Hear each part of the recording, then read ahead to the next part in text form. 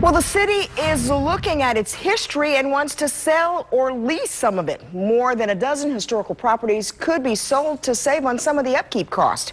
ABC 2 News' Roosevelt Leftwich joins us now with more on this story. Rosie? Well, Kelly, some of the names on the list are very well known. The Shot Tower, the War Memorial, the Civil War Museum. Others you may not have heard of, like the Upton Mansion or the Valve House, but the city wants to find someone else to take care of them. In its day, the Upton Mansion had a commanding look of what was then the countryside west of the city when it was built back in the 1830s. Over the past 172 years, it's been a private home, a radio station, a performing arts school, and now it's just this, a rotting house cared for by the city.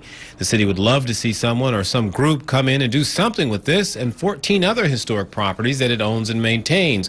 Some are abandoned or just shells like the Roland Avenue Water Tower. Others are run well like the Fire Museum and the historic Shot Tower, a unique building lovingly overseen by the Carroll Museums, the folks that also run the historic Carroll Mansion. Carroll Museums has always been the private group supporting the buildings, in relationship with the city, and we've actually been working or discussing leases for the Carroll Mansion and the Shot Tower for some time.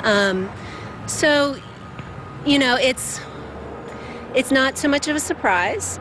And like I said, we're in the middle of working on stuff, and I'm used to doing public-private partnerships, and they've been very supportive of us. Hankins says the city has been a pretty good partner. They've helped with several projects, including lighting, signage, and other capital needs. She says if the city decides to sell or lease out the Shot Tower, she's sure it'll be to someone who realizes the importance the tower has in the city's history.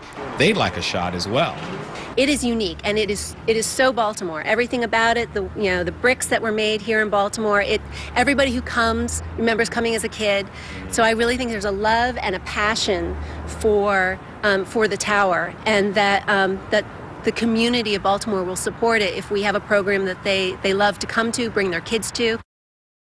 Now, the city right now is in the process of hiring a firm that would estimate the value of the 15 properties on the list. By doing so, they could get an idea of the value before they would either sell the property or lease it to some group. Now, some of the other properties on the list are the Civil War Museum, the Peel Museum, the Public Works Museum, and the Silburn House and Park. Roosevelt Leftwich, ABC 2 News.